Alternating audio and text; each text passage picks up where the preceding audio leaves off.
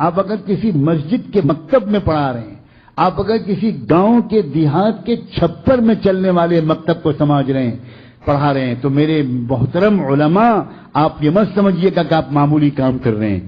آپ مہاد جنگ پر ہیں، اور آپ انشاءاللہ چند بچوں کو مرتد ہونے سے اور ان کی نسلوں کو ارتداد سے بچا رہے ہیں۔ معمولی کام نہیں ہے۔ افسوس، ہمارے بہت سے حفاظ قرآن،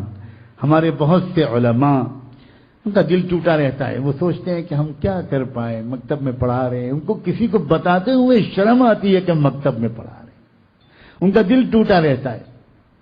ان کو احساس رہتا ہے کہ زمانہ ہماری قدر نہیں کر رہا،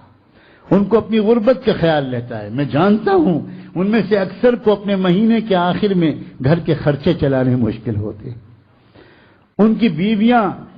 جب کہیں خاندان میں شادیاں ہوتی ہیں اور شوہر کہتا ہے کہ تم تیاری نہیں کر رہی وہاں جانے کے لیے، بیوی کہتی ہے نہیں میں تو کوئی بہانہ کر دوں گی، میں تو نہیں جاؤں گی۔ تو کیوں نہیں جاؤ گی، اتنا قریبی رشتہ ہے؟ تو وہ کہتی ہے نہیں چھوڑیے، ہٹائیے، نہیں کیا بات ہے، اب میں آپ کو کیا بتاؤں، وہ تو ذرا مالدار لوگ ہیں، ان کے ہاں تو بڑے اچھے اچھے تحفے لے کے لوگ آئیں گے، اب میں کہاں سے اچھی ساڑی اور چوڑیاں اور بندے لے کر جا سکوں گی، میں کوئی بہانہ بنا دوں گی، آپ فکر نہ کیجیے۔ شوہر کی آنکھ میں آنسو آتے ہیں اور وہ چپ چاپ کہیں سے قرض لے کر آتا ہے اور بیوی سے کہتا ہے کہ نہیں تم جاؤ، میں انشاءاللہ قرض ادا کر دوں گا۔ کسی کو کیا معلوم کہ ہمارے لاکھوں اساتذہ اس غربت کی زندگی گزار رہے ہیں، لوگوں کو نہیں خبر۔ اے لوگوں، ان علماء کو حقیر مت سمجھو، اے لوگوں ان مکاتب المدارس کے اساتذہ کو حقیر مت سمجھو، یہ نہ ہوتے تو اس ملک میں کلمہ پڑھنے والے نہ ملتے۔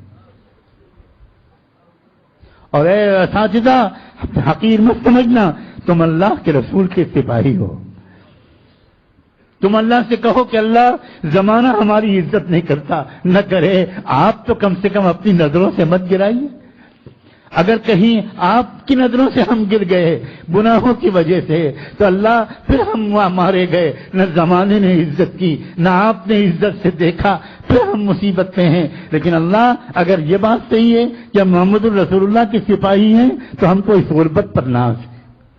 ہم راضی ہیں اس غربت پر، اللہ ہمیں کوئی شکوہ نہیں ہے۔